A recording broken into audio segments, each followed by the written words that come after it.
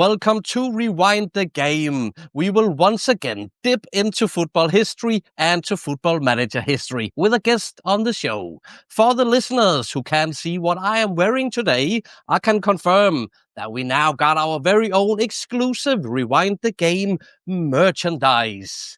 So if you fancy a look, there's a link in the description. Since last time, I have also announced what my next retro database project is going to be. We will talk much more about that in the coming months. So it's been a couple of weeks since the last episode, and I had such a great time with Kev, aka the United City FM, on the latest episode. He gave us a great insight to him as a streamer and a Man United supporter, and his early experiences with Football Manager and Championship Manager. He also did very well on the Retro Footie Quiz. The standings on the quiz looks like this right now. Kev, he made his way into a split fourth position with a strong 5 points performance. Will anyone ever be able to catch up with Limo and Musterman, who's top of the table, and beat the scores? Maybe today is the day. We never know. So, today's guest is one I've been looking very, very much forward to. We have had this in works for a long time. I've been looking very much forward to meet him and talk with him about retro football and some football manager stuff, which I know we both have in common. He is an avid football manager player, but first and foremost, he is Scottish, and he's also a stand-up comedian. He's been touring with his show, The Cult of Chrissy. Everyone, say hi to Chrissy Ross. There he is. Hey, hello there. Yep. Thank you for the beautiful introduction. Most people who are online know me as a stand-up comedian, but as we sort of said in our sort of pre-show preamble when we're chatting, people might know me from content creation, from the strikerlist.com stuff that I did with Mary Guido, and for the various tactics that I've created in FM Base over the years. I think I was active in FM Base from like 2008 to 2022 really. Also a website called The Dugout that no longer really exists anymore, where I was also super active with regards to not only the tactic creation but also the community. So yeah, I was very much a tactics, I wouldn't say guru, but I would say a goblin, because I would spend a lot of time tactics testing. That was my main thing. I love set pieces. So thank you for having me on. I appreciate it. I'd love to have it on. We got to hear more about your past. There's a very good chance that some of the listeners might have downloaded some of your tactics in the past. Yes. That's just brilliant. Well, I think the last time, because I did keep a check because I'm quite banal that way, and the last check I had in FM 2022, I think in total the overall aggregate is I'd had about 700,000 downloads of my tactics over the years. Holy smokes! Mainly, I think most prolific around about FM 12, FM 13, FM 14 time. Around about the time I was getting divorced and had a lot of spare time. Yeah. Gotta spend your time on something, so why not build tactics for Football Manager? Relationships terrible, throw-ins perfect. So, yeah. I couldn't go out on a date, but my long throw from the side, absolutely fantastic. So yeah. Gotta find your strong sides. Oh yeah, near post short corners were great, but my chat-up lines were awful. All right, you already proved that you have a funny side as well, and I'm so glad to have you on, mate, because I've become a fan of yours over the last couple of months by watching clips of you and episode 1 of the Cult of Chrissy show on your YouTube channel. Yeah. I must say, you are an outstanding storyteller, especially the story about your 21st birthday. It gets me every time. I think I've watched it maybe 5 times, and it's an incredible story, I must say. Well, there's a preamble to that story that I need to tell you. So please. That story, the Sven story that's on YouTube, you can watch it elsewhere. I teach at a university, so I've not been allowed to put much social media online, but that story I did get cleared, so that's been on the internet for a couple of years. Weirdly, both the Cult of Chrissy show that I'm touring just now, short plug, that I've had to take a break just now because I also book tours and festivals as well. I work as an agent for comedians such as Gary Miko, Gary Faulds, you'll have heard of them, and I've also booked a young comedian, Mark Black, their tours. So I work as an agent. I'm the scumbag. I take the percentage. I'm your Jerry Maguire of the comedy world. And I also teach how to do this at university. I teach events and tourism and business and entrepreneurship and ethics at uni. So, the Sven story that I tell, the one that you've watched, the preamble to that is just 6 months before I was doing primary school teaching at university before joining the Merchant Navy. Now, part of that time doing primary school teaching, I did something called the Erasmus Project, where I lived in Denmark for 6 months. And I developed, and I pulled this out of my cupboard, an addiction to remoulade sauce, which I have to get imported. Definitely. I can't buy in the UK, and every 6 months I import this beautiful product. There are other remoulade sauces available. And, it's some weird stuff because it doesn't look that delicious, but it does taste fantastic with the right mix. Oh, yeah, and hot dogs particularly. Yes. Yeah. If you've not had a hot dog in Denmark, you've never had a hot dog in your life. Oh my God, with the crispy onions, the remoulade sauce. I'm a big guy, and this is essentially the most beautiful condiment in the world for hot dogs and chips. So that is chips as well. Yeah, works brilliant with chips. Yeah. Yeah. So I used to get kebabs and hot dogs in Denmark. Now the irony was I was at a place called Holbæk Seminarium that was just a short distance from Roskilde. Yeah. Close to the capital as well, yeah. Yeah, and I really, really enjoyed my time there. I was supposed to be doing teaching, right? Okay, yeah. And this is football related because when I'd arrived, I was playing for the university football team, and I sort of lied and embellished my footballing ability to the Danish people when I arrived. And they thought I meant I was like a semi-professional at uni. And I didn't correct them. So they sent me to the local football team, Holbæk FC, who were like in the Danish 3rd division at the time, to train. Oh my God, did I learn quickly. I was out my depth. I was a 17-year-old boy training with men. Oh, yeah. And these men did not play about. No. And I quickly stopped that. But I love Denmark. I absolutely love Denmark as a country. I've got some good friends from there as well.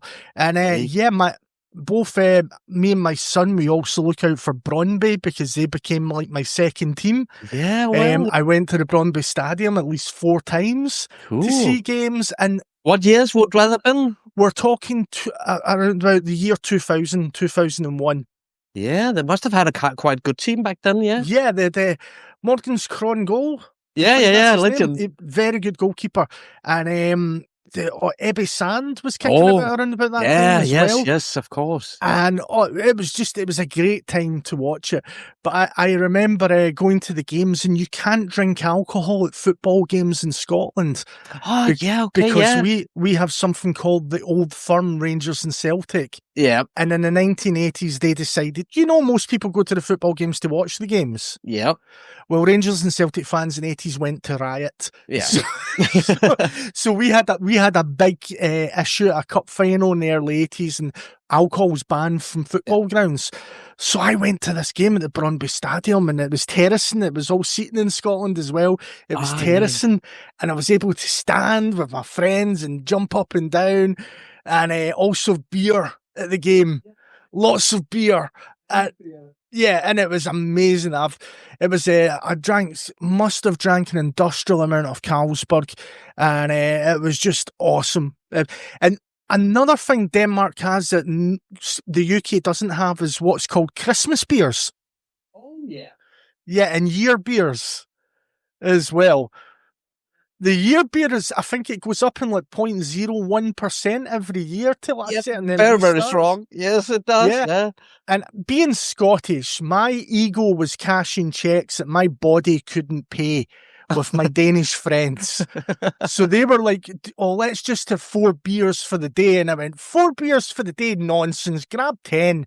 And they were like, no, it's like year beers and Christmas beers. And I didn't understand. And I was like, get me 8. And I'm drinking them like normal beers. Yeah, that's the dangerous part. Oh, I ended up on a different planet.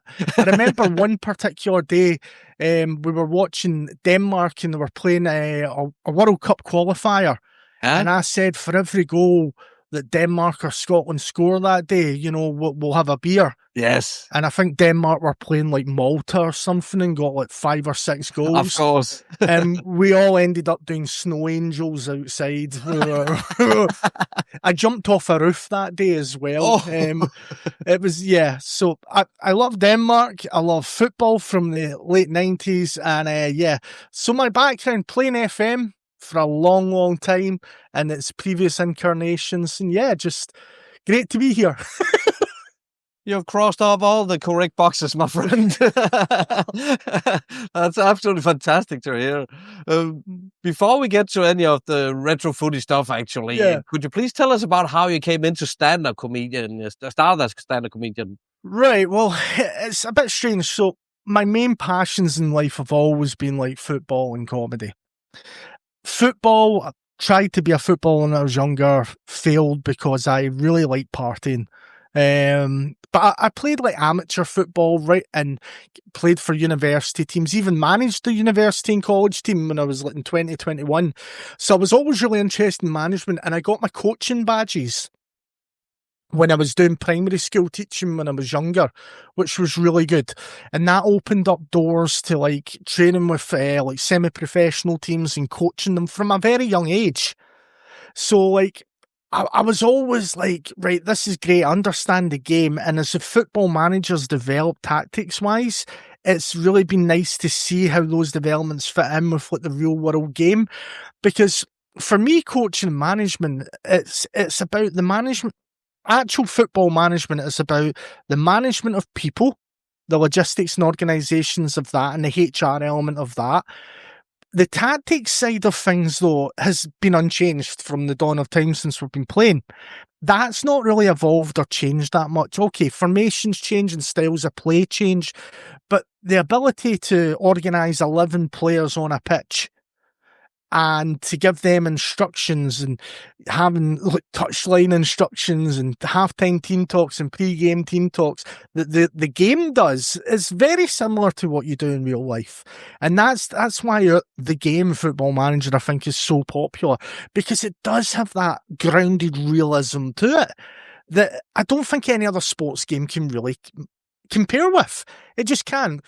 Yeah, and even other like football games like FIFA or Pro Evo or any other incarnation, you don't catch the immersion that management gives you the way FM does. So, like, that's what I really loved. And doing like the coaching badges when I was younger and coaching kids and then coaching adults at university and college and stuff like that, I kind of just like really loved being able to put things into place and just replicating the tactics you would do. I've got some nice stuff. So I know you've talked to people previously about where they started playing FM and stuff like that. For me, it was very much, I always knew I loved football management, right? But there was never the mechanisms to do it. Obviously, I'm a kid of the early 80s. So we had like things like Play by Mail in the UK when we were younger, as did the rest of Europe. And I remember my friend, I actually dug this out because I had a box of like childhood mementos and stuff like that. We had a pink form Pure Fantasy Football. And basically it was a play-by-mail management game where you put in your transfers and whatnot and you'd have to post it away and then you would see it and then you would get it sent back to you. Now, we tried that and it was my friend Julie John that was big on that. I was more a spectator. My first sort of management experience was a game called Premier Manager 3 by Gremlin Entertainment. And you were given a disc for security reasons where you had to spin the disc to match the number for the login code. Yeah, I remember, yeah. Yeah, it was really bizarre. But my dad, he bought that for his PC at the time. And whilst he played it, every moment he wasn't sitting at that desk playing it, I was playing it. All right. And it was between that and the first incarnation of The Sims. Or Yeah. Sim City, I think it was. Not The Sims, Sim City. Oh, yeah. And a Premier Manager free, but you could take a team from the English Conference all the way up to Premier League. It was very like English focused. You couldn't play any other teams. And like the first FM game, I think, was 97, 98. I distinctly remember playing CM 0102. Yeah. And the reason I remember this and why it's so memorable for me is because some of the people I played football with and against were in the game. Ah, brilliant. So, names that your viewers will recognise or remember if they played FM over time. Mark Kerr. Yeah. Who is, I think he's a month or two older than me. We played against each other at youth level. He won't remember me, but I remember him because of it. It's because of FM, I remember. Of course. And the other one was a player called Robert Dunn, who I went to school with. All right. Who I met at a reunion the other year ago, and he played for Partick Thistle around about the same time. And he's in when you did your retro database, you can sign Robert Dunn from Partick Thistle for that retro database, the 99 one. So I was like taken back to like when I was still young as a player and just doing my coaching badges. That 99 database hit hard because I'm like, I played football with him, and him. Yeah. So all my contemporaries, people like Bob Malcolm and Maurice Ross at Rangers and stuff like that. I was floating around the same Glasgow youth football system. And don't get me wrong, I was terrible at football. I was very fit when I was younger. I had no skill or talent. But my friends used to call me Forrest Gump because I could run all day, but I had the first touch of a trampoline. I was just terrible, absolutely terrible. And when I played originally at right back, and then I played centre half, which was weird because I only really became a decent footballer when I did my coaching badges. Because I had no tactical understanding of the game as a kid. I just liked running around. As soon as I did my coaching badges, I was like, I no longer want to play right back. I want to play in the centre of the pitch. I don't want to run about like a headless chicken. No. So I don't want to be in midfield. And up front is just violence against big, huge centre halves in Scotland. So I'll just play at centre half. Yeah. And as a kid, and I'll go into this when we talk about 11, but Franco Baresi was also always the defender I loved. Yeah. Because he was always 2 or 3 steps ahead of everyone. Exactly. And I'm only 5'10", and Baresi was 5'9". Yeah. I can't physically compete against these big forwards, but I can be smarter than them. Exactly. So I used to just take a wee step back, or my timing was everything. And I became a decent player at youth level, and I played in different teams, the trials of Celtic and Ayr United and that. I remember playing at a game, our university team played against Ayr United reserves, and there was a player called John Yogi Hughes who had previously been at Celtic at centre half. Yeah. And I used to be like, even though I wasn't the tallest, now I didn't rely on my physicality, I used to rely on my ability to lie a lot. And I used to get the other team to think I was a presence. So I'd be very loud at set pieces. I'd be like, put it in the mixer, at the back post. It's mine. Yeah. And I remember I went for a 50-50 ball with this guy called John Hughes. And he put me into a different dimension with the challenge he did. And it was a clear concussion. I was knocked out. Oh, wow. And I don't know if he did anything dirty. I just went and headed the ball, and he hit me like a half second later. And I didn't know anything about it. And I woke up on the ground, and I'm like, it was like one of those cartoons where it's like, you see the stars and the, the Wile E. Coyote stuff. And I was expecting to hear meep, meep, run away. Because I was like, what just happened there? And that's when I realised I like management and football management more than I do playing. Yeah, fair enough. But it's funny you mentioned Mark Kerr. I mean, he must be one of my all-time favorites when the kids. I used to buy him when I managed Barcelona or Parma or wherever I managed from Falkirk. I just went for Mark Kerr. And also you mentioned the Scottish football style back in the day. I just got a flash memory because I played a youth tournament in the Netherlands when I was like 16, 17 years old. And we played against the Rangers youth team. And those guys were just much more physical developed than we were at that point. It was like playing against, giants at that point in time. Some of them had mustache, and I didn't at all. I was a teenager, and I just got, every time they touched me, it hurt like hell. Yeah, I think Scottish football was always, because everybody talks about the fast pace of English football. Yeah. And Scottish football's a little bit like that, but we take a little bit of pride in that extra added dimension of aggression. It's really weird if every nation has a different perspective on how they want their players to play. And how they approach and their style it, of play. And I think most Scottish football fans are totally fine with their team losing as long as they've tried really hard. The attitude and... I think that's a Northern European thing. Probably, I think most Northern European teams, we're fine with defeat as long as the guys have given, or the ladies have given their best. Yeah, done all the best that they can, Whereas I think especially when I speak to people from South America when they talk about football, it's win at all costs. Yeah, exactly. Whatever it takes. Or if you speak to some Italian football fans or some French football fans, they really want their teams to play well. Or play in a certain style. Exactly. Got to be a little bit flashy or something. Yeah. Whereas us Northern Europeans were just like, just get in there. Yeah, true that. It's very interesting, actually. But I got to ask you, as you got the stand-up comedian side of things, have you ever done any material Football Manager related? I've got stuff written. Oh. I was but there was there's a comedian, Tony, oh God, I can't remember his name. Jameson? Jameson, yeah, Tony Jameson. Who did a whole show on Football Manager. I've only gigged him once, but as soon as Tony did that, I was like, yeah, that's that done. Yeah, fair enough. Because, don't want to steal anything, obviously. In comedy, we're really big on originality.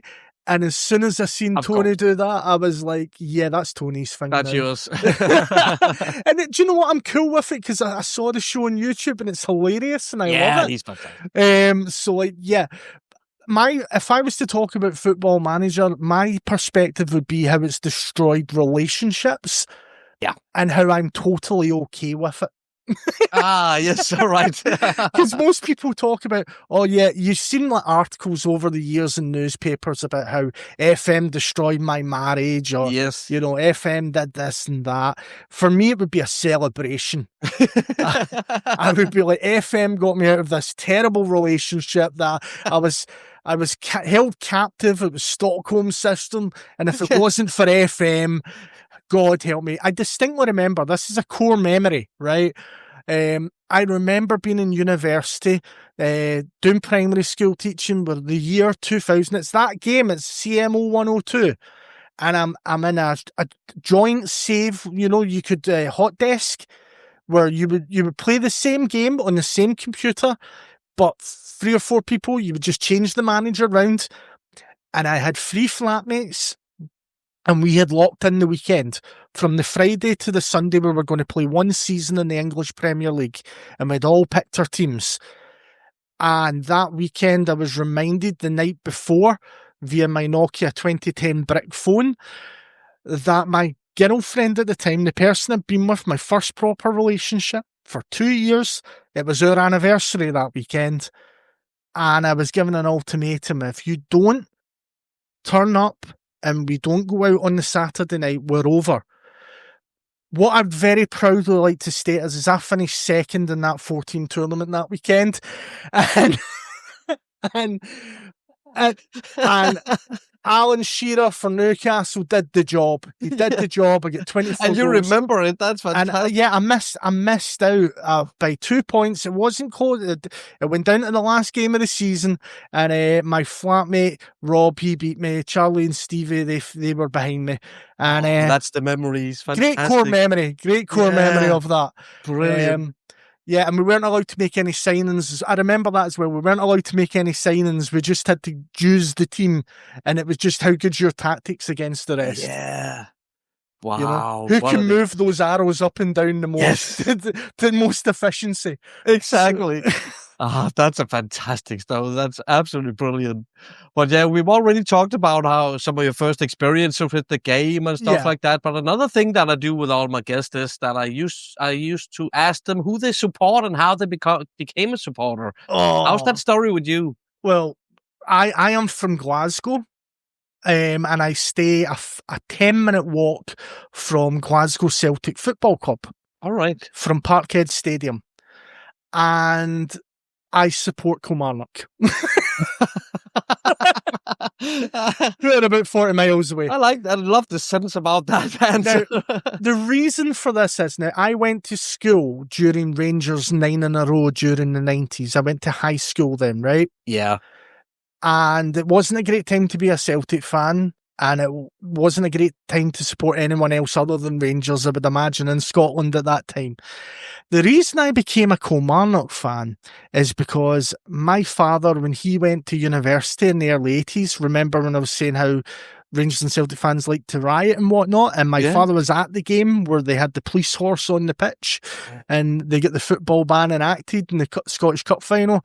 He decided he didn't want to have anything to do with the Rangers-Celtic dynamic as a young man growing up. Yeah. His friend at university, Davy, was a Killie fan.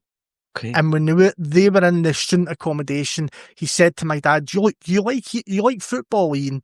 How about you just come to the Kilmarnock games? And as you know, as a kid, you don't get a choice what team you support. If your dad takes you to games, you follow that team. You're not aware of other teams. So in late 87, 88, 89, I was going to Kilmarnock games home and away. Pretty much every week. And that was the thing that I did with my dad. My dad was a school teacher. And so I wouldn't see him much during the week because he was teaching, obviously, and then doing the lesson preparation. But the weekends, I always had time with my dad, and it was always going to football games. So that's like the core memory for me. That and watching football on television, which we'll no doubt go on to later. But Kilmarnock. And I remember two good memories. The first one is it being like, there's a joke in Scotland that Kilmarnock are seen as like mini Rangers. They're like the joke is that they're Rangers fans without the bus fare because it costs too much to get to Kilmarnock to Glasgow to support Rangers. So if you support Kilmarnock, you're called a Rangers fan with too much bus fare. Or that's what I used to joke. I said, I'm a Rangers fan with too much bus fare because I can go to Kilmarnock. Screwed the joke up there. But that's the sort of joke, you know, and because I was the only Killie fan I knew in Glasgow. There was no one else. And when our team Kilmarnock stopped Rangers getting 10 in a row, we beat them at Ibrox. And when I went to go to school the following Monday, I was chased around the school playground for 45 minutes until the bell went for us to go into class. And that day at school was like the Hunger Games for me because the Rangers, I couldn't brag about that victory or say anything because I would have got beaten. And all my friends I grew up with, my real good friends, were all Rangers fans. And they were like, they didn't speak to me for a good couple of months. Legitimately, were like, it's that bitter. They were so angry about it. But yeah, a real happy memory for me because I was at the game. What a training session, 45 minutes. Oh yeah. Running from all the...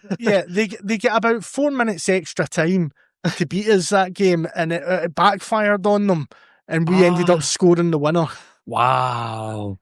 Incredible. So yeah, Kilmarnock fan, very much a Kilmarnock fan. I used to run co-run, I didn't run it myself, but I used to run a supporters club for Killie fans in Glasgow. We used to interview players, people like Craig Dargo, Kevin Kyle, some retro players as well from back in the day that we used to like Dylan Kerr and what have you.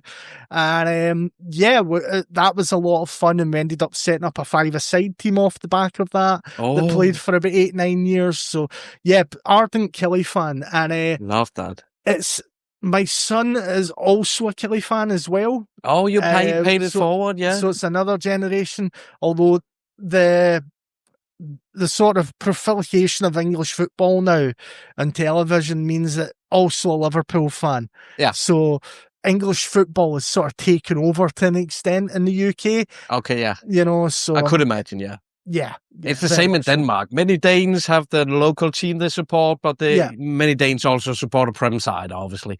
Often that is.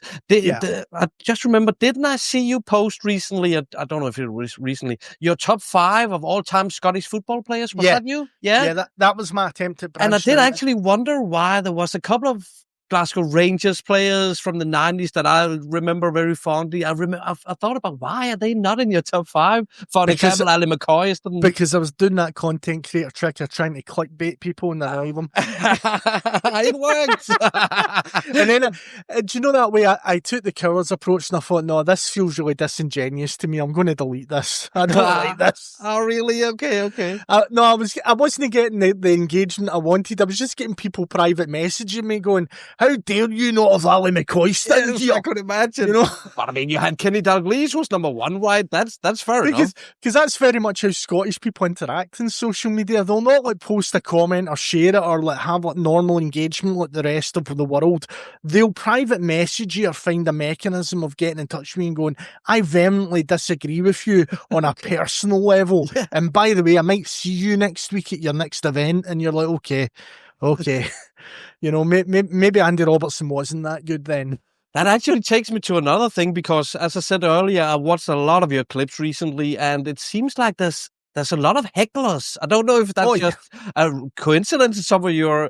I watched stand-up coming in Denmark since the 90s, and English and Scottish, American comedians for years as well. And in Denmark, yes, there's hecklers, usually drunk people, but not every time. But it seems like it's very often in your shows, and you're very professional handling them as well, I've seen. It's partly due to the nature of, like, most of my audience has been built up from live audiences. It's not people that have seen my stuff online. It's people that go to comedy gigs regularly, and I've just came and built up the following. So it's like a community almost, yeah? Very much so. Yeah. Like the video I put out yesterday, it's one of my best friends that heckles me. Ah, fantastic. Someone I've known for 8 years. It's from a good place, the heckling is coming. Yeah, and I know that they know I'm filming, but they just can't help themselves. And they're just like, no, you're talking rubbish, you're lying about that. Or, no, this is what you told me. Do you know, it's stuff like that. Or like it's your family. It's never from a bad place. It's always that was what I thought. Maybe it's a Scottish thing that people just throw things at you every time. There's also the element of, I did tour support, and I still do to an extent, for my friend Gary Faulds, who's a huge social media following, hundreds of thousands of people, and we toured all over Scotland, do big gigs, mostly theatres, like 300 seaters, the Armadillo that holds 3,000, we've done a couple of times. You did a podcast with Gary, right? That's Gary Faulds? Yep, I did podcasts with him, and also my other friend Gary Miko, who's got hundreds of thousands of followers. He's got like 600,000 on Facebook and stuff like that, 80,000. And that podcast comes out in the next week or two if you want to see that. We talk about friendship. And basically doing tour support for my friends. Their live audiences are quite lively. So when they come and see me, because I do the tour support, and most of the job of a tour support is calming the audience down, dealing with heckles, or I listen to heckles to deal with them, so that by the time the main act comes on, the audience are just sitting back and listening and ready to go. They've got all the heckling out of their system. The problem now is a lot of people come and see me and they think, this is a guy that loves dealing with heckles. So it's a sort of self-fulfilling prophecy. Yeah, I'm great at dealing with heckles. So whenever I do a show, people are like, yeah, he's good with heckles. Let's just shout stuff. So, but they soon learn, because as you've noticed in some of the clips, I do tend to, the ones that I'm not keen on, I verbally eviscerate. And very quickly respond, Or if it's funny, I'll repeat it and have a bit of fun. But for me, performing on stage, it's a very beautiful gift that you have. You have a connection with the live audience. And it shouldn't just be passive, I don't think, for comedy, because I look at stand-up performance as a two-way conversation in which I'm doing most of the talking. Yeah. A lot of the feedback I'm getting is just laughter, but there is a two-way element to it. Definitely. And if someone feels something's really funny or they want to shout out something, I'm cool with that. I've not got a problem with that. If someone's so excited and they're enjoying the show so much that they can't help themselves and they need to say something, that's great. That means they're totally immersed in it and they're loving it. Definitely, It's different. They give you something to work with as well, yeah. But I can't imagine as a rookie that would maybe throw you off. But yeah. Oh, look, don't get me wrong. I've been doing comedy for 10 years now, professionally about the last 5. Just before COVID, I was starting to do it. It was my main source of income. But as I said, like, I've not been on social media for long. It's only really been the last 4 months. But even though the first year or 2 I was doing it where I was getting paid regularly for it, I still wasn't comfortable with heckles. It's only really been post-COVID where I've felt really comfortable with that. Like, I can go on stage and I'm just like, go on, what do you want to do? Just go for it. Give it your best shot. Yes, you're ready for it. The other thing is that being a comedian, you've already got stuff prepared. Yeah, exactly. You know, you've got and you got the mic. You've got the mic. You're in control. Yeah. But for a rookie, I remember the first 6 years of doing comedy, and oh my God, it was awful. You got to start somewhere, right? Yeah, that's it. Just practice and rehearsing and perseverance is the key. Yeah. Fantastic. Thank you for giving us an insight to some of that stuff. Let's do a little bit of football thing now, because I have a little challenge that I've implemented in recent episodes, which is a sneaky little winner stays on. Would you be up for something like that? Absolutely. I can't guarantee you'll be any good at it, but absolutely up for everything. You know, there's no wrong answers. It's just your opinion, and we all have different reasons why we like this or that player, and I can respect that. So the increment for this one is the best player in English Premier League historically, out of the bunch that are mentioned. Okay. All right. Yep. Let's get going. The first 2 names I'll give you is Sergio Aguero or Frank Lampard. I would say Frank Lampard for the longevity of what he did. Purely because of the period of time. Very good point. Very fair point. So Frank Lampard moves on and goes up against Thierry Henry. And he loses out to Thierry Henry because Thierry Henry's special. There's very few players I've seen glide by players as well as what Henry could do and have that level of touch and finesse in how they play. And it was weird. He played with Bergkamp, who's also one of the other ones that I would consider had that special touch. Bergkamp, Zola, Henry, they all had an ability to manipulate the ball to their will that was just beautiful. Absolutely. Thierry Henry takes over. How about Thierry Henry versus David Beckham? Oh, I think Henry's still winning that one as much as I love David Beckham. Yeah, definitely Henry. Fair point. Thierry Henry versus John Terry? I mean, as a former defender, someone that loved playing at centre-half, I would still go for Henry. The reason being is he's a generational talent. John Terry, great leader. No shade in John Terry. But Henry, if you were to do your Mount Rushmore of Premier League players, Henry's perhaps in consideration. Terry is not. I will agree with you, definitely. But as you told us a little bit earlier which team you support in England, I'm interested in the answer in this next one. How about Thierry Henry versus Steven Gerrard? Right, well, what I will say is my son supports Liverpool. And I thought it was both of you. Yeah, I consider myself a Kilmarnock fan. All right. But I do have a soft spot for Man United. All right. I see. Fair enough. Your podcast, the last podcast you did, I was like, it hit hard. Because I know how he felt. Exactly. I wouldn't describe myself as a Man United fan, although I have been to the ground.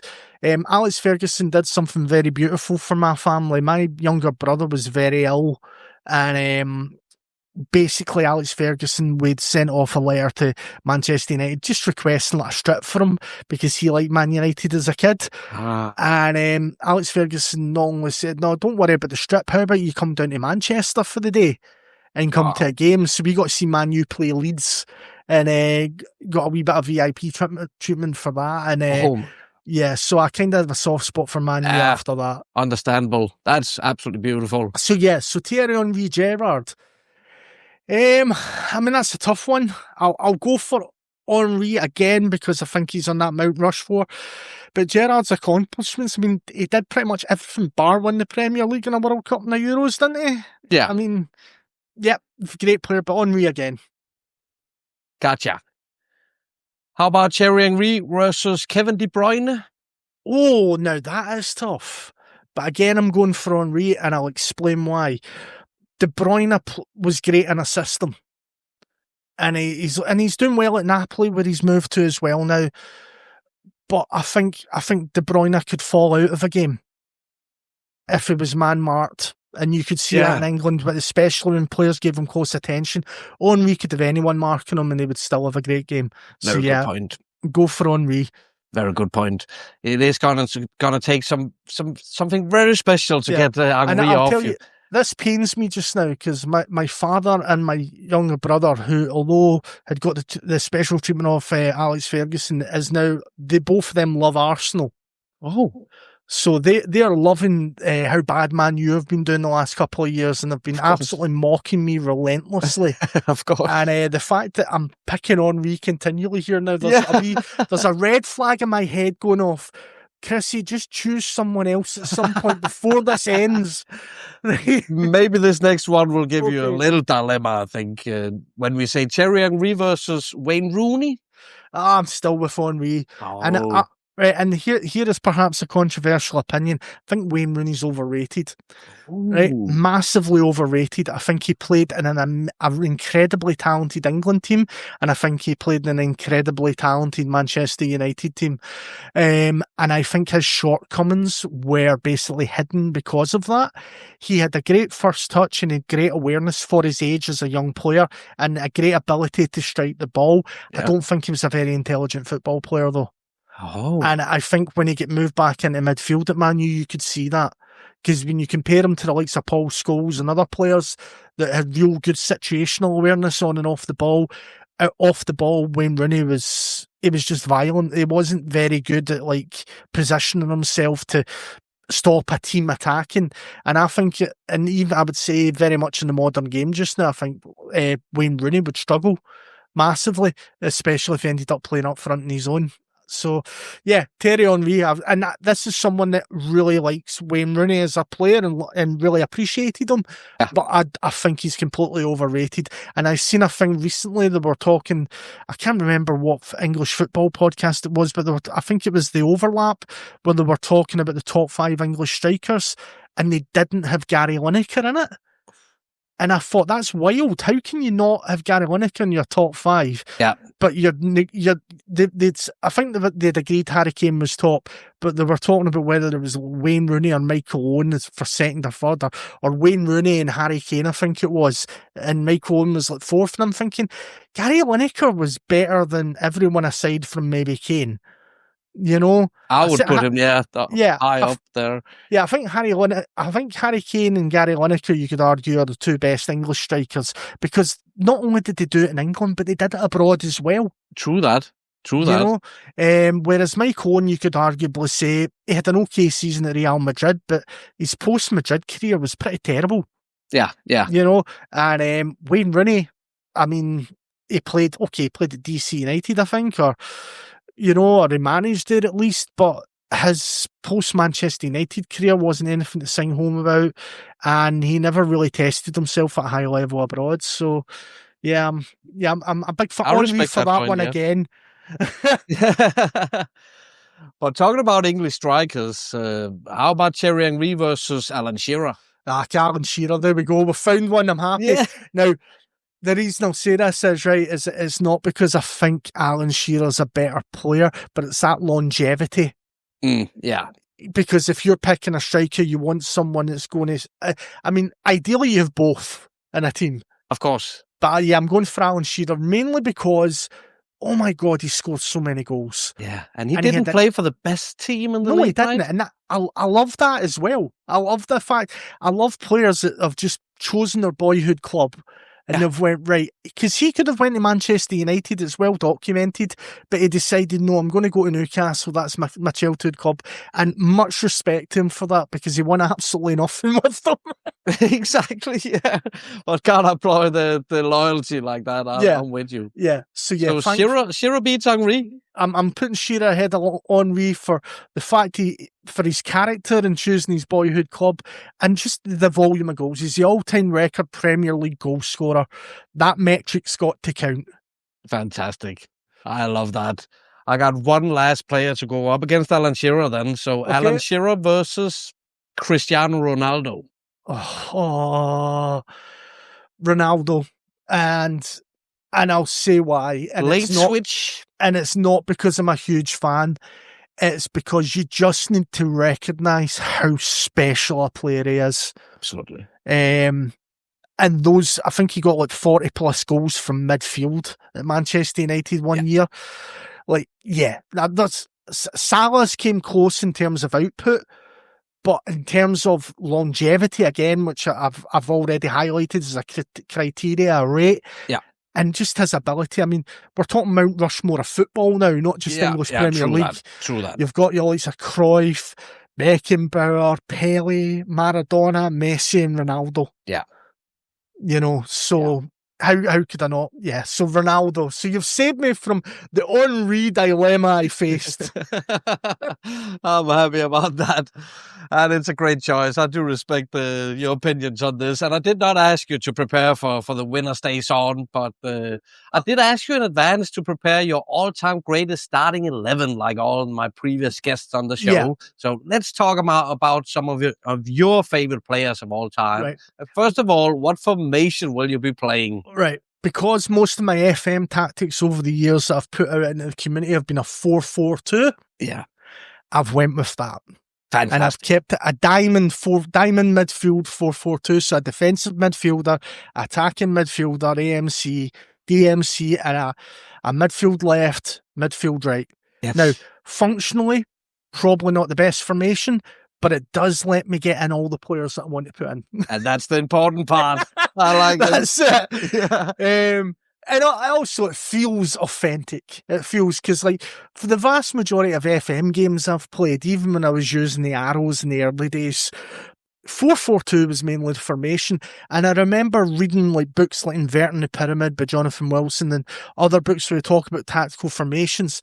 4-4-2 is one of the most balanced formations you can have in terms of pitch coverage. And the Italians were great at looking at this as well when they were developing their Catenaccio system and what have you. Yeah.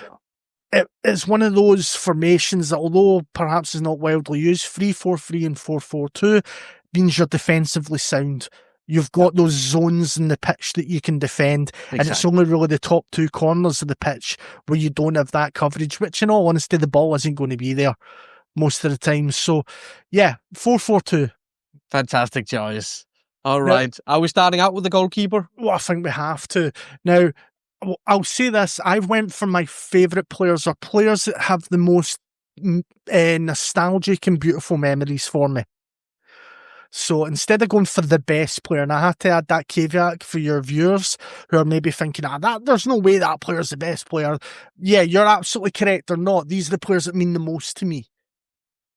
You know, and they're still good players, but as you'll see. So the first one is a goalkeeper who you might not have heard of, and you could have a great knowledge of football and not have heard of this person.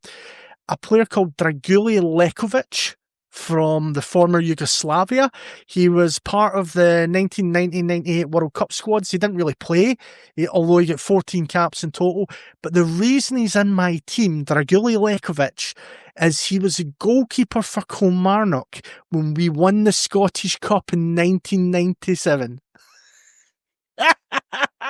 Wow. And he was the only foreign player we had in the team. Yeah, we used to have an electronic scoreboard that had a dragon imagery played, and he used to pull off the occasional world-class save. All right. That would be spectacular, and would also let in the occasional howler as well. But it was quite iconic as a keeper, and he was only with us for like 2 years. From 96 to 8? Yep, 96 to 98. Then he went to Sporting Gijon in Spain. All right, yeah, I'm thinking about if I've added him on any of my retro databases. Yeah. And he's iconic for me because it's the first time. Well, there's lots of other keepers. I mean, shout out to Oliver Kahn and Neuer, who seem to have been like the only keepers that have ever played for Germany in my lifetime. Good point. Because you think about it, that's like 20 or 30 years between the two of them. Yeah, that's actually wild. If I was going to say the best ever keeper of all time, I'd say Peter Schmeichel. I mean, there's no argument. There's no argument for me. Peter Schmeichel's the best goalkeeper of all time. And I was really torn by this, but I thought if I'm going to have at least one Kilmarnock player in, it's going to be Draguli Lekovic. I like the personal approach and the personal touch to that choice. Fantastic. Good start. He gave me one of the best days of my life. And that night, after I seen Kilmarnock win the Scottish Cup, I also got to see Foo Fighters for the first time. Oh, bonus. On the same day. So... Wow, yeah, that's a hell of a day. That's a hell of a day in there. So Draguli Lekovic. Great start. He's the first choice. Now, I will say, as every other player I pick, your viewers will have heard of, but that I thought goalkeeper, the least damage can be done. The more obscure is good. Now, my left back choice, because the 4-4-2, we're going to go down the team, yeah? Okay, Roberto Carlos, right? And for many reasons, but that season or so at Inter Milan where he was just sublime, and then he went to Real Madrid and was just amazing. But my core memories of Roberto Carlos are World Cups. And also Confederation Cup. In particular, the France 97 free kick goal, which if your viewers go on YouTube after the podcast, look that up, 1997 Confederations Cup. I defy any of you to tell me where you see a more unbelievable free kick scored. It's like the Space Jam movie. It's like an alien. Yeah. And I think, in my memory, both him and Cafu were the first two fullbacks that I saw that properly worked up and down the pitch. Yeah. That were great. That were amazing. Were brilliant offensively, but also brilliant defensively. Yeah. Roberto Carlos was like having a secondary winger. Exactly. You know? And again, both of them, you can talk about the longevity. Yes. Yeah, which is a criteria, right? It was just sublime. Absolutely sublime. So yeah, Roberto Carlos, and I'll give an honorary shout out to Rangers' David Robertson as well. Yeah. Because he played in the left with Rangers with another player who's in my team later, who you'll know. But David Robertson was part of the best ever pairing that I've seen in a team. Oh. And I saw him live a lot playing against Kilmarnock and beating us. But David Robertson, left back, doesn't get the flowers and the praise that he deserves. He was an immensely competent left back at Rangers during that 9-in-a-row era. But That's yeah, Roberto honourable mention. Roberto Carlos is for the France 98 World Cup, but he was just great. 2002 as well. Just what a player! No one like him. Like him. Now, my right back choice is terrible, right? And I'll freely admit this. No one will have this as a right back choice, I would imagine. The reason I've chosen this player is when I was a kid, I played right back during the 90s. And then moved to centre half once I did my badges and that and understood football better. I idolised and loved Gary Neville as a right back. I really like Gary Neville. And what's really funny is when I was growing up, kids would try and get their hair like David Beckham. And they would get like blonde highlights. And I tried that nonsense as well as a kid. But although I had like David Beckham haircut, I had Gary Neville in my heart. I thought you were about to say you had the Gary Neville, like the young Gary Neville haircut. Well, it ended up like that when the highlights ran out. But yeah, I really like Gary Neville as a right back. He was functional. He did his job. He wasn't spectacular. His job was to get the ball to David Beckham and latterly Cristiano Ronaldo and to stop the other team playing. And he did it well. Definitely. Shout out my honorary mentions to Javier Zanetti and Cafu as well, who I could easily have chosen if I was choosing the best player. Yeah. But yeah, Gary Neville, what a player. Awesome. What a player. Now, my two centre-half choices are both from the same team, and I can't separate them, and the reason I can't separate them is because I seen them as a pair, even though they didn't necessarily play as a pair. but I'm putting them in. I've got Paolo Maldini as a left-sided centre-half, although I really remember him as a left-back, but I wanted Roberto Carlos in, so I'm having my cake and eating it, because Maldini did play at centre-half. Yeah. And Franco Baresi. Yeah. Yeah. Epic. Absolutely epic. Yeah. They're so hard to come by. Many of these favorite starting 11s from our previous guest, many have had Maldini for very good reasons. Yeah. Maldini's immense. But Baresi, a shout out to Baresi. Yeah. What an outstanding player. As I said earlier, 5'9", not a huge defender, but he didn't need to be. Nope. He could get the ball through his pure intelligence. There is a video on YouTube. It's him against Brazil. He's came back from a horrific injury. He's half fit. And although they lost that final in penalties in the 1994 World Cup, it is an exhibition of defending. Yeah. Like, if I was to show a kid, I was to say one YouTube video to watch how to defend, watch this clip, because it's all about his timing and his movement and his ability to read the game. And yeah, he's beautiful. If I had to choose another defender, if I could have a back five, Lilian Thuram or Cannavaro from Parma. Either of those two were immense. Cannavaro especially, Fabio Cannavaro. Yeah. And not that tall either, right? Again, the ability to read the game. So those are the team. That team, I think that defence is brilliant. That could actually functionally work as a defence as well. Definitely. Because Neville would slot back to a back three when Roberto Carlos is off in his side quests. Yes. Maldini will cover on the left side as well. You got it. So it works. I've thought about this tactically, how this could work. Brilliant. They would have probably the most immense central midfielder I've ever seen in my life, who is so underrated and does not get the praise that he deserves in the world, and that is Lothar Matthäus. Oh, yeah. He would be my defensive midfielder. Fantastic. I saw him play in a friendly against Scotland in 1993, and he just controlled the game. It was amazing. My core memory from football, although I went to Commando games in the late 80s, my real love from football came from that World Cup in 1990. And seeing him up against the likes of Maradona in that final. Although let's be honest, the football was not great in the 1990 World Cup by a long stretch.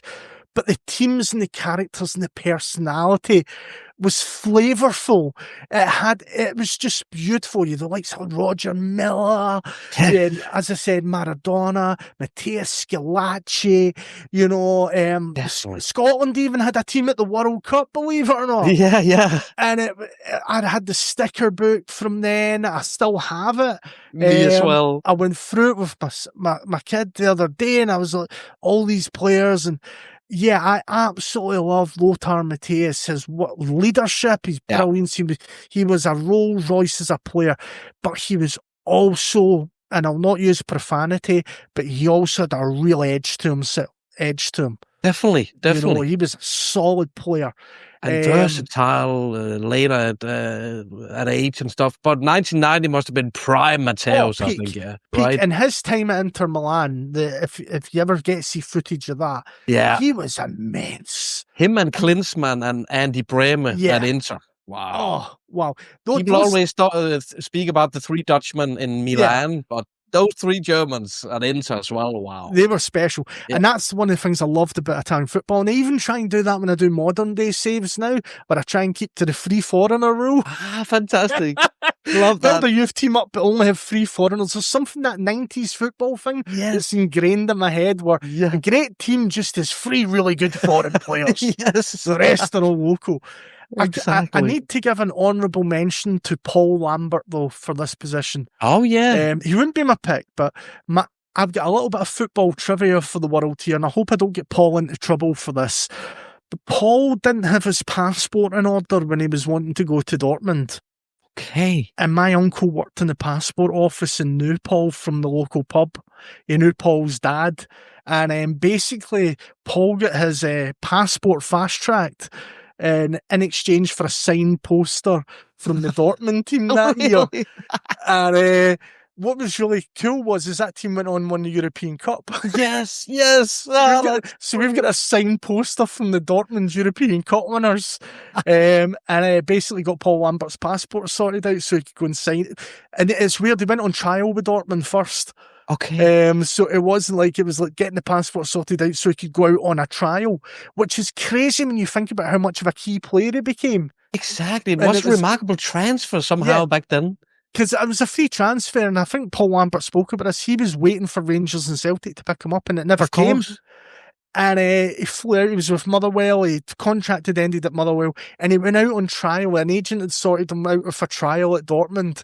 Yes. And my uncle made sure to get his passport for that. So what a story! Love it. So yeah, so that's my defensive midfielder.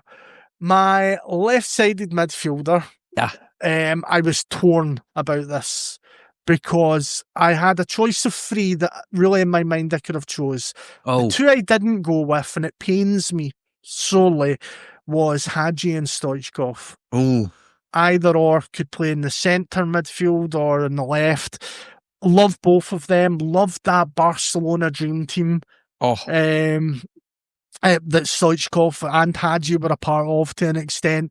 But the player I went for was Ronaldinho. Because if somebody could say you could only watch one footballer with the ball for an hour and you had to be entertained, it would be Ronaldinho I would give the ball to. Yeah, I'm with you. Most definitely. But yeah, the left foot on Hadji and Stoichkov is absolutely impeccable. But yeah, it takes something special to beat those two guys. But Ronaldinho, any day. Yes, please. And when I was doing this, I was researching because I was thinking, how much of this is just nostalgia in my head? Yeah. And I seen a YouTube video of Ronaldinho dressed as an old man in Brazil from like 14 years ago. Oh, really? And you know, you've got that movie Chad Powers that's coming out where Glenn Powell pretends to be an American footballer. Yeah, Ronaldinho had done this as an old man in a sort of futsal environment in Brazil. Kyrie Irving has done it in America as well. Yes. NBA player Uncle Drew, the movie is called Uncle Drew. Yeah, same thing. Yeah. So Ronaldinho goes on with the prosthetics as an old man, and then initially starts off terrible. The skills he then produces in this video, I don't even know how he does it. It's just a natural talent, right? Age doesn't. Yeah, and I think about all these players that we talk about, Mount Rushmore of like players and stuff like that.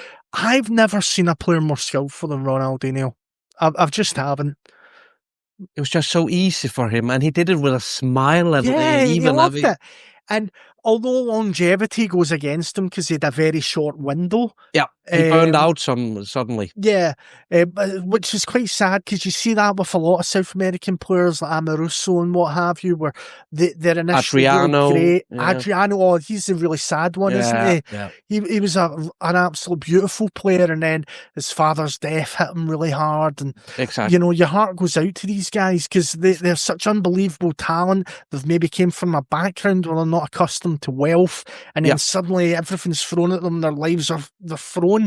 But yeah, Ronaldinho, wow. Now, that's my left choice. My right choice, I was absolutely unequivocally certain of. All right. No doubt. I knew this player was getting picked in, and it's Brian Laudrup. Oh, whoa. Right? Hey. There's a couple of players I've seen in the flesh. I'll mention another one later as one of my forwards. Brian Laudrup is one of the best players I've ever seen. Oh, yeah, of course. You've seen him a lot from his Rangers years. Yeah. Him and David Robertson, when they played, when Brian floated over to the left occasionally when he was wont to do, or when he was playing naturally in the right or whatever, Brian Laudrup did things with the ball that I just couldn't believe. He would take apart teams that were set up, because in Scotland, Rangers were really dominant, but against like Celtic or against like teams in the Champions League or Euro, Brian Laudrup was the one player that could take a team apart. My other favourite memory of Brian Laudrup is from World Cups. Oh. And obviously Euro 88. I have a scant memory of seeing him in that as well. 92 it must have been, 92, right? Yep. No, yeah. 92, it's 92. Yeah. Because that's the one where Michael wasn't there, but Brian was. Exactly, yeah. And you won the tournament. Yeah, but the other reason is it was just amazing. Like, just every time I seen him, he didn't really have a bad game. And the person I was dating at the time was absolutely infatuated with him as well. Yeah, handsome fella. yeah, he was a real handsome fella. So yeah, Brian Laudrup was he was like the best player I've seen play in the flesh, I think. Well, there's one that competes with him, but I think in terms of just the amount I saw him, I managed to see him live about 12 times, and wow. just special. And his ability to dribble by players. Yeah. And to his cut dribble inside. ability, yeah. Oh, it was... And he was always in the shadow of his big brother. It was that syndrome, so he never got that recognition. But I think it was an incredible move. He played at AC Milan, he played at Fiorentina, at Bayern München, but he moved to Rangers, and that was peak Brian Laudrup. He had his best time up there. He's always talked about that. Yeah, I think we got the best of him. I really do. I think we got the best of him, and I just thought he was just an amazing player. He played a game against Brazil once, where he was just absolutely outstanding. 98. Aye, and I was so happy to see that, because I felt everyone in Scotland's seen this guy that has just peaked. Yeah. Maybe not at the time he should have in his career, but you're now getting to see it in the international stage. Yes. And he was one of the best players on the pitch that day against a very talented Brazilian team. Yeah, exactly. One of the best. Yeah. So yeah, Brian Laudrup, because I just couldn't pick anyone else. There was no one else even.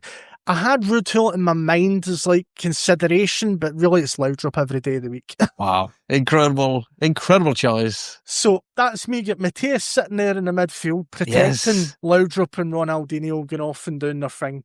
I don't know how anybody else gets the ball off they two. No. The third player I've got, or the fourth player I should say in midfield, is Diego Maradona. Oh. Because, and this was a hard one for me, right? And I'll say this because I think he's, again, short window, not great. I'll say short window. It was about 10 years or so, right? Or 9 years. The title win at Napoli, the European success as well, but oh my God, have you ever seen a player that could do what he could do? Like Messi and Ronaldo, Cristiano Ronaldo have came close, but just his ability to glide by players. Yeah. And everyone kicked him, the defenders back then, they hit him so many times. And back then what he did, Diego Maradona, with Napoli and with Argentina was he almost won it by himself. Yeah. His teammates were just stand-ins. I think he's the last player that generally dragged a team to a tournament win on the international stage. I don't think anyone else has done it since. And yeah, just a sublime. Now, obviously, as a human being, not a great person. We have to admit that. So Maradona, who I wanted to go for, right? So I'm saying Maradona, right? But as I'm talking to you just now, he's not who I'm going to pick. I'm going to do a late switch. Oh. I'm going to do a late switch. Interesting. Because the player I'm going to pick and who I genuinely have fond memories of, because Maradona is mostly anecdotal. I remember the 1990 World Cup, but I don't have great memories of him. And as I'm talking to you just now, I don't feel good about it. All right, fair enough. Gotta be the right one, yeah. Someone I do feel good about, and someone that has the love of the game, the movement, the goals, the remonstrating with referees, the class, a maverick, a number 10, the ponytail, Roberto Baggio. See? That's my number 10. I can feel good about Baggio. Yeah. And I loved Roberto Baggio. Me as well. Oh. So that's my number 10, and I'm happy with it. In the UK, we had a show called Football Italia on Channel 4, produced by with the very fantastic James Richardson in hosting duties. Yeah. And I have such a love of Italian teams from the 90s as a result of that TV show. Yeah. Me and my younger brother would spend Saturdays and Sundays watching that. Yeah.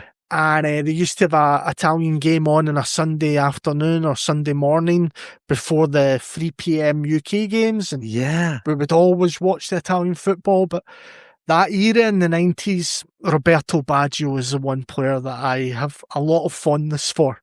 A lot of fondness. Yes. I love that choice. So many teams, Juventus, AC Milan. His time at Brescia, though, really stands out for me.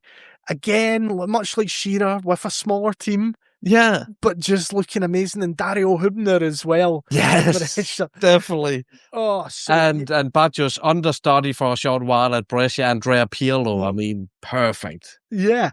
So, and obviously, you have that time Inter Milan as well, where he's part of what is the most ridiculous squad I've ever seen.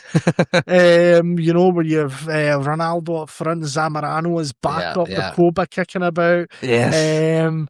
Even the players like Delveco and stuff like that in the squad. Just ridiculously talented team. So, Roberto Baggio, just immense. So, very happily have him as a late replacement for Diego, who unfortunately failed the drugs test and didn't. Yeah, that's what happened. Exactly. Yeah. So you get it all from Baggio. He can provide your strikers with some beautiful passing, and he can attack himself. Yeah, and he possibly makes the formation work as well. Of course. Because he's possibly the only player that Laudrup and Ronaldinho would pass the ball to. Good point. My two strikers are not controversial picks. I'm going for, the first one is Eric Cantona. Oh. And again, it's because between him and Brian Laudrup, two of the best players I've seen in the flesh. Oh, man. That I've seen live at a game. Yeah. Cantona, for me, just this collar, the style, the goals, the arrogance and confidence. Arrogance, the whole package. It's the only time I hear the term arrogance used in a really positive, loving way is when you associate it with Eric Cantona. Definitely, Because you're like, he's very arrogant, and you can say it with a smile on your face. Yeah, true that. Because if you're going to have supreme confidence in your ability, you express it in an artful and joyous way, the way Eric did. Definitely. He carried that team in the 90s. He was like the finishing touch. Yeah. My only sadness is that he didn't stay on long enough at Man U to win the European Cup. Exactly. But he retired just before the treble season, right? Yeah. Yeah. And they brought Teddy Sheringham in, sort of to replace, who can replace him. But I love watching Cantona. Some of the goals that he scored, the one against Sunderland where he chips the ball up, and just turns around and faces the crowd, Eric Cantona. Beautiful. So he's, again, a very luxury team I've got here up front, but I have such a solid defence, he could get away with that. Absolutely. I have, for my last choice, and a lot of people will be watching this and going, this means you can't have Messi or Cristiano Ronaldo, Shearer, Di Stefano, Van Basten, Romario, Batistuta, and Zaggy Haaland. Not one of these, because you've got to take it down to two. And I've chose Cantona, who's nowhere as near as better output as those players I've just mentioned. But the one I have chose as my final player, I think is short window again. The best player I've ever seen in terms of being a striker was the original Ronaldo Nazario. Yes. Yeah. Love that. Time at Barcelona, his time at Inter Milan, his time even latterly at Real Madrid. But those years at Inter and that time at Barcelona, wow. One of my all-time favorite goals ever scored is Ronaldo for Barcelona versus Compostela, where he receives the ball in the middle of the pitch and seriously dribbles past, 7 Compostela players, like in and out, and incredible. And the ongoing discussion, obviously, if he never got injured, where would he be on the Mount Rushmore, right? I think they're the greatest what's if in football, him and Van Basten. Yeah. It hurts to think about how good they were and how early. Yeah. And I mean, I was torn between Cantona and Van Basten as well. I could easily have picked Van Basten, but other players I really liked. I mean, I gave some notable mention there. Batigol, Batistuta. I love them. Batistuta. Loved them. Another player that I really liked that I don't think gets enough credit, and I want to give an honourable mention to Hernan Crespo. Oh, of course. As a Parma supporter, he has a special place in my heart. People always talk about how great Batistuta was, but he had one of the best strikers efficiency-wise next to him in Crespo. And again, that touch, that ability to move and turn on the ball. Yeah. What an eye for goal Crespo had. Heading ability, the finishing ability overall. Yeah. And that Argentina team was just full of talent. You had the likes of Balbo as backup, and then laterally you had the likes of Ortega. And they were stacked. Yeah, they were just amazing. But yeah, Ronaldo. So that's my 11. What an 11, yeah. Not You maybe could not the assemble best that 11. team on one of my retro databases. I think you would destroy the world. Well, I mean, some of them, I've tried signing a lot of them in your retro database. The 86 database is a beautiful one that you've got, because the reason why I love that database in particular is you have the ability to be Alex Ferguson basically at Manchester United. Yes. And go in and take over, because he took over in the November of that year. Exactly. So you get to just jump in. Yeah. You also have the start of Rangers' 9-0 revolution just before it starts up. Yeah. Because Graham Souness has just arrived at the club. Yes. Player manager. Yeah. And they had Chris Woods and Terry Butcher in that team. Yeah. You also, though, for me, the Rolls Royce save, the save you have to do in that database is what I like to call the Uncle Silvio save, where Silvio Berlusconi has just taken over Milan. Yeah. And this is pre the Free Dutchman.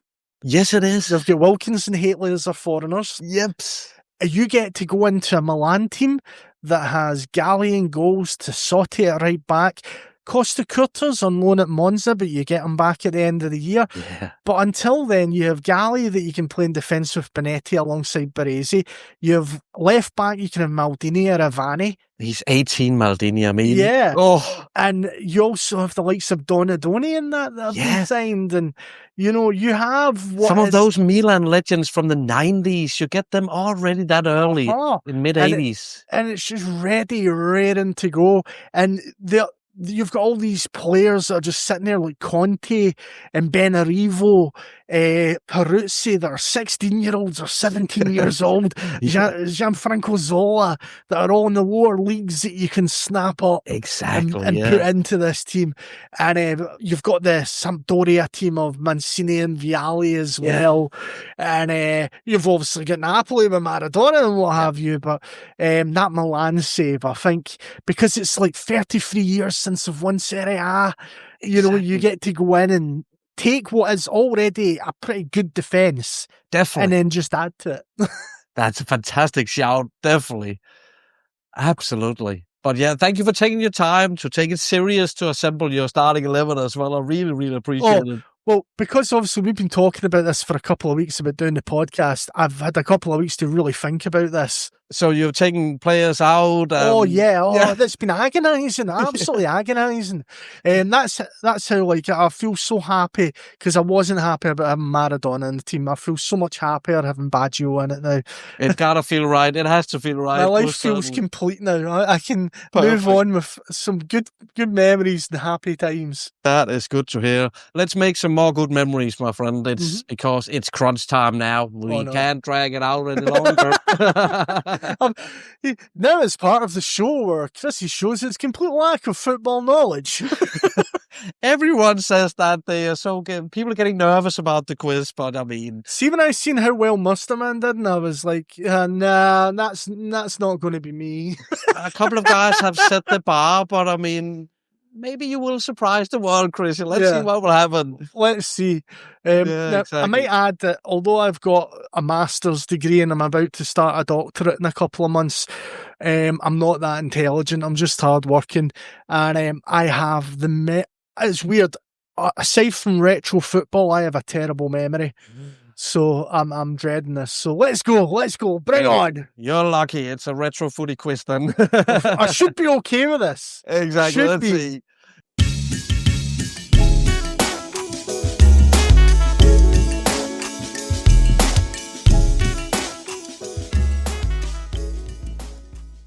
You know the rules by now. I have 5 questions for you. 3 points for a correct answer. 1 point if you need any hints. 5 points if you guess the super chance question correct. Okay. I wish you the best of luck, mate. Yep. Could you be the first to break into double figures? See, that would be awesome. I think when you do this in future, right, and call me, maybe it's because I'm sneaky and maybe because I'm a comedian, but I think everyone that does this quiz should have their hands held up so that they can't be shown to be going on their phones or typing in while you're asking. I like that. Actually. So I'm going to keep myself honest here, right? Here we go, folks. I have my hands, my fingertips shown on the screen. No, but that's the honesty we like. Yeah, definitely. Here is the keyboard. And there it goes. Unplugged. There we go. There's my phone. There we go, right? Get it out there. No cheating. That's what I want to see. That's fantastic. So while I am enjoying asking you difficult football trivia questions, I will also be rooting for you. Shall we take a look at the first question? Right, fire away. First out of 5 questions. So, legendary Champman Wonder Kid, Cherno Samba, was incredible on Champman 0102. Yep. What team could you buy him from on that game? Millwall. 3 points. Good start. Yes, I've not There got we 0 go. points.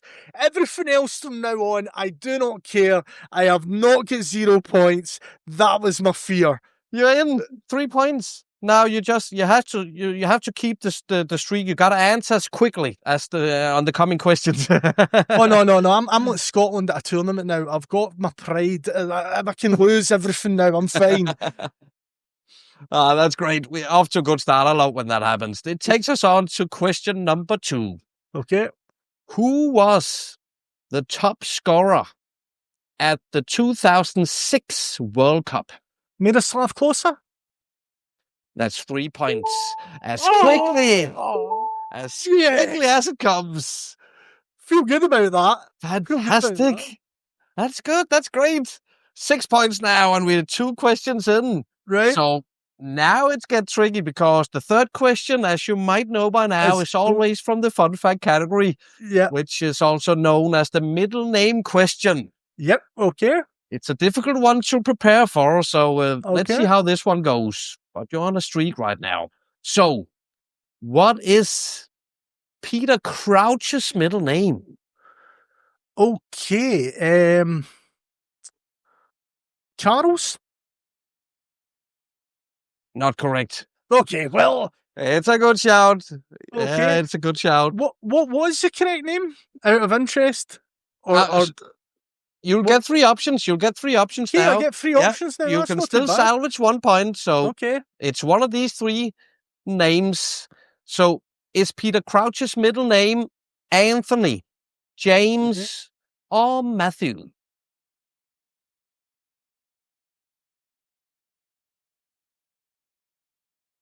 Anthony, maybe? Again, total guess.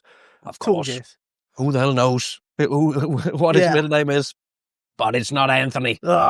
His full name is Peter James Crouch. Well, PJ, good luck to you. You had a decent career. You human giraffe. You've ruined my happiness.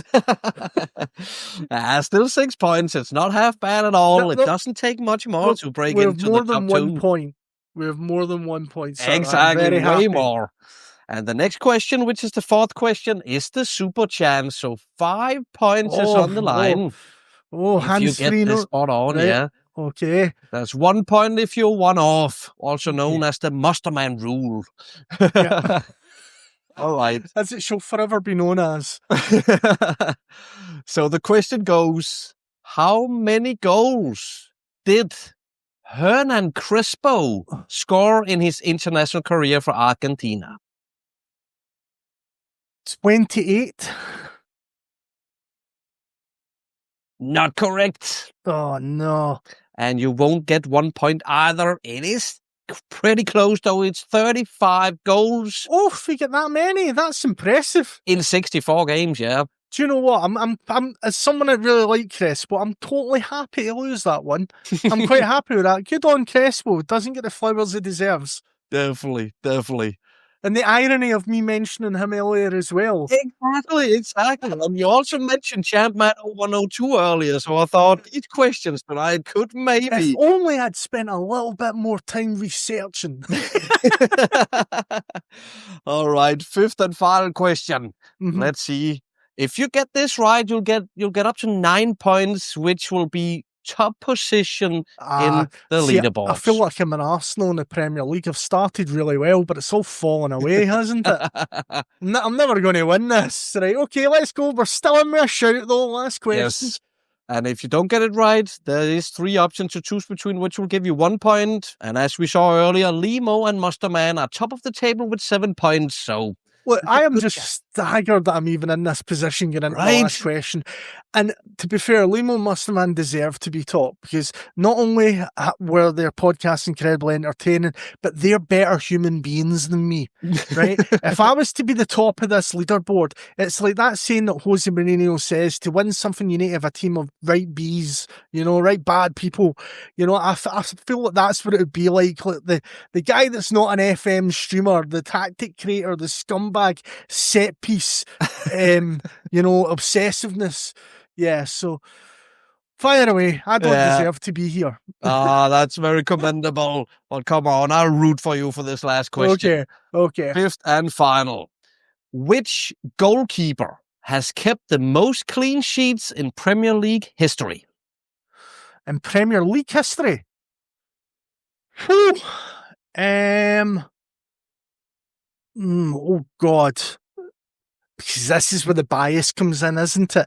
Because I don't want to say a name because I don't want to bias it. Because in my head, I'm like, who's my favourite goalkeepers? Oh, it's like Schmeichel and stuff like that, isn't it? But who's actually got the most clean sheets? Because likes of Arsenal and Chelsea were incredibly boring for bloody years and were great at keeping clean sheets. I'm going to go for Peter Cech. And I'm agonising. Can I just have a wee second? Think about this. Clean sheets, right? You've got boring Arsenal. Again. It's not David Seaman, though. Did they really get that amount of clean sheets? Can it be Alisson? Because Liverpool were awful for years. Definitely no Ederson. And part of me's thinking, yeah, Peter Cech's got to be a good shout because those Chelsea teams over the year were absolutely horrible to watch and just get loads of victories with 1-0. But in my head, I'm like, Schmeichel and Seaman had loads of... this is what insanity looks like working its way out. Right, I'm going to go with my initial choice, although I'm really unsure of him. I'm going to say Peter Cech. Stick to your guns. Peter Cech is the correct answer. Oh, yeah! 200 clean sheets. Peter Cech, 9 points for Chrissy. Yes. I've only ever won one other thing in my life, and it was a strip contest when I was 19. And if I was to do that just now to celebrate, I would be paying counselling to all your viewers for decades. Oh my God. I know it's a provisional lead. I know it's only 9 points, but this means more to me than anything. Like people talk about the birth of their first child, or scoring a goal in a World Cup final. This is my moment. This is my time of happiness. I am very impressed. We have had some very good contestants so far on this quiz. Yeah. But you take the cake, my friend. Top of the Rewind the Game quiz leaderboards. And 9 points. Not only that, we had the third and the fourth questions where I completely fell apart. I mean, not getting the Crespo one was a bit of a sore one. Because I love Crespo. I am so happy. What's in there? Is it Marco Tardelli where he runs with his shirt off? Yes. 82 World Cup. That's what I feel like doing just now. That's the feeling. There is never going to be a guest you have that is more proud or happier or more boastful about winning 9 points. Everyone that comes afterwards now, I will be heckling in the YouTube comments and I will be saying, the podcast was great, I loved the content, I loved the chat, thought your top 11 was great, but I still get 9 points. What did you get? Exactly. Get in. Yeah. Absolutely incredible. Your next guest is going to beat it. Thank you for taking part in the quiz, mate. We really, really appreciate it. Thank you for having me. So before we wrap up the show, FM26 is coming out soon. Yes. Finally. Have you seen any of the teasers and how excited are we about FM26, mate? I have seen the teasers. Couple of things. Well, first of all, I'm going to say there's one thing I'm really not excited about, and I hope they reverse this decision. The removal of international football. I'm not happy with that. And I feel like an old man. I feel like one of those guys, it's like, oh, I don't like change. I do like change. I love change. I love innovation. I love new features and that. I love what I see in terms of like the user interface.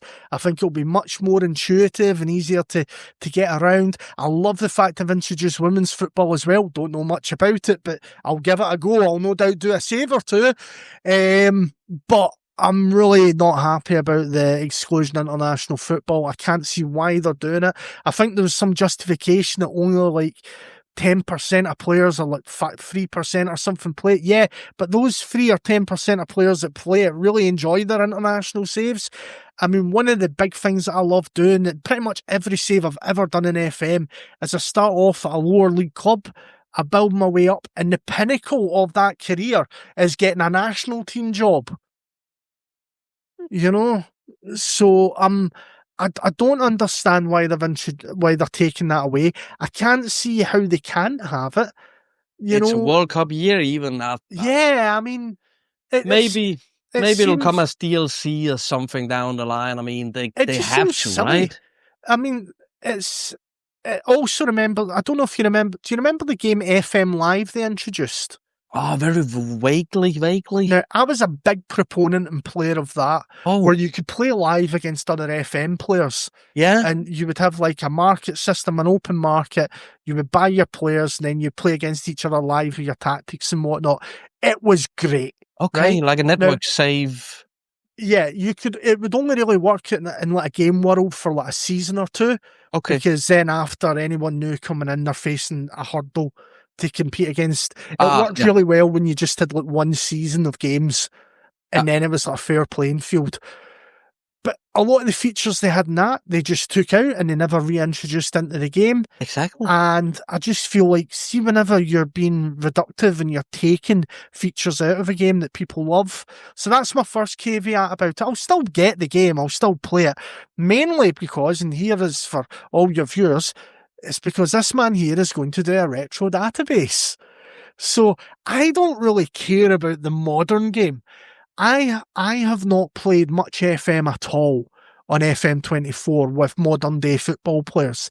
I have, however, played about well over a couple of 100 hours on the 1999 database, on the 1994 database, and on the 1986 database. And I get hundreds and hundreds of hours of gameplay out of that. And I'll be very honest with you, FM26, buzzing for it, but the only reason I'm buzzing for it is because I know you and Mr. Tinney and other absolute awesome souls that will be collaborating with you will create these databases and resources that we can use. So that's what I'm excited about for FM26. Basically just seeing an updated user interface that you guys can utilize for your retro database. Oh, that means the world, mate. I appreciate that. Very, very kind words. Well, I'm sure I'm not the only one in that. I'm sure a vast majority of people have found a new love for the FM games because they're actually able to play in an era that they have great fondness and nostalgia for, or for your younger viewers are getting to find out about this absolute fairy tale time of football where it wasn't just the big money of the Premier League. It wasn't just two big clubs in Spain or one team dominating in Italy or whatever. I mean, don't get me wrong, Germany's always at Bayern Munich doing the thing, but there was a real, not I'm saying level playing field, but there was a real beauty of football back then. Definitely. Where the players certainly loved the game. Yeah. They had character. And some of the best players in the world played for smaller teams. Yeah. You know, they didn't play. Everyone played for the best teams. Yeah. It was much more even played. Yeah. Clubs had real identity. Yeah, and not just their style of play, but the character that they espoused. And yeah, just anyone that doesn't love 90s Italian football hasn't looked at it.